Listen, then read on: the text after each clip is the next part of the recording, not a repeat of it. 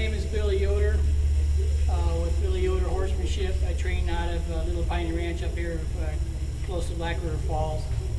And I'm going to work with this horse a little bit and make a few little video clips. I have had this horse 36, 37 days now.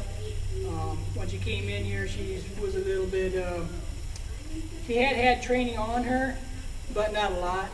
She was fast. I mean, she just had like a high gear. She didn't know how to go slow, didn't know how to trot slow. Her canter still isn't very slow, but she's trotting a lot slower and stuff. And she wasn't very soft, and just everything was, she was just, the owner just wanted her to have more control over the horse. So she brought her here, and I've been working with her for like 36 days now. And I'm just going to show you a little bit how far I've come and what I try to get done in 30 days on the ground a little bit and under saddle. And what I'm going to work towards is showing you how I like to get my horses to neck rein. I like to have control over the horse's body parts and softness before I go ahead and ask the horse or train the horse to neck rein. So that's kind of what I'm going to show in these next, I don't know, 3-4 little video clips that I can make. I don't have no camera person, so I can't move the camera around with me. I'm just going to try to demonstrate here in front of the camera a little bit if I can, so you can see. And I don't know if you can hear me or not. Hopefully you can hear me. I'll be trying to talk loud enough so you can. She asked me to do this for her friends, kind of wanted to see how the horse was coming, but I do think it was more of her husband wanted to know how much his money worth he's getting out of putting a horse in the training. So I told her I would. So let's just get started here. The first thing I want to do, and when I start training my horses, I use a halter, rope halter and lead rope, and I use a stick and string to, you know, get the horse to move and desensitize them and stuff like that. But once the horse knows the exercises, I only work with groundwork for like a week or so, or maybe 2 weeks. It depends on the horse until I get them riding and stuff like that. Then I don't do near as much groundwork and I get more into the riding part of it. So, but I'm just going to go ahead and just demonstrate with the bridle on here, the Makati reins that I can use to be able to move the horse around, do some groundwork with the horse if I want to. It's Monday today, so she might be fresh, which she probably is. You know, just to get her to move her feet around. So if I have control over the horse on the ground, and I can move his feet forwards, backwards, left, and right, I can get the horse to get using the thinking side of his brain and start paying attention to me if the horse is fresh, you know, out of the pasture or whatever. I can move his feet around a little bit before I crawl in the saddle, instead of crawling in the saddle right away and let the horse buck you off. I'm not a big person on getting on a horse if they're fresh and I think they're going to buck. I'll try to get it out of them on the ground first. So my first step is yield the hindquarters. I want to make sure that I can come in here and use my body language, my energy, and see if I can get her to yield her hindquarters 360 degrees around here.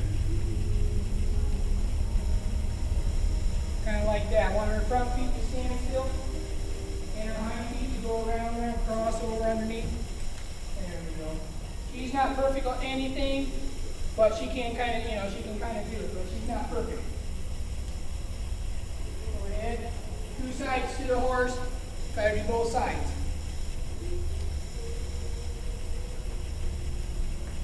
There we go. And this horse here, her another issue that the owner had with her a little bit is she's got an attitude. She's a mare, and she's got a little bit more of an attitude than some mares do. She'll be switching her tail and kind of get ornery in her ears and her you know, in her face or whatever. So far, I've not really done a whole lot about it.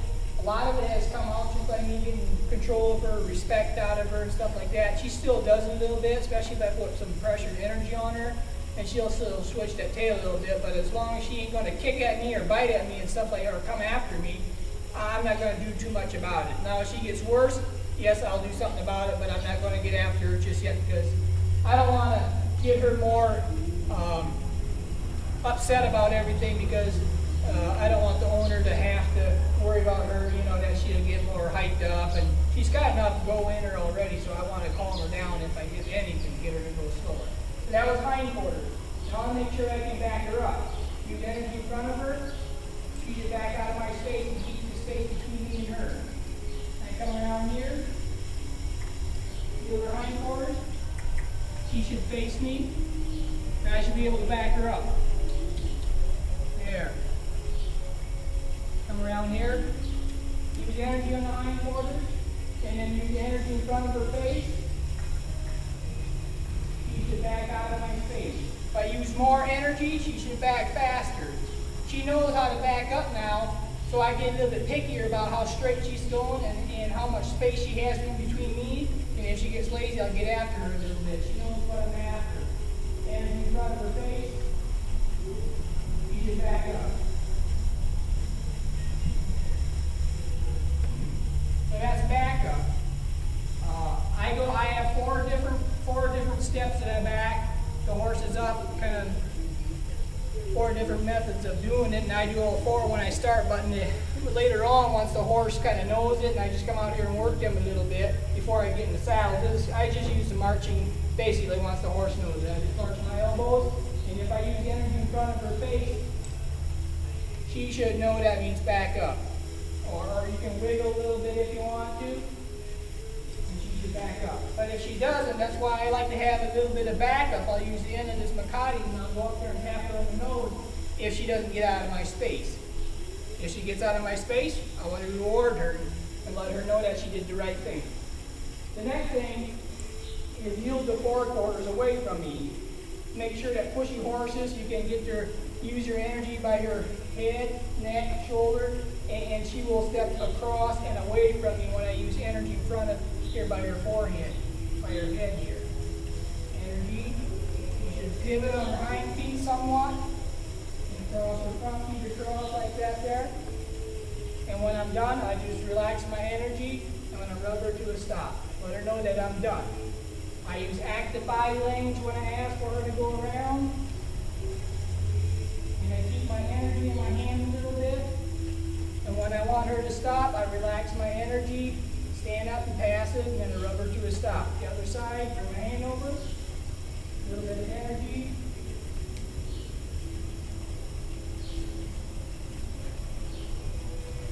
There we go.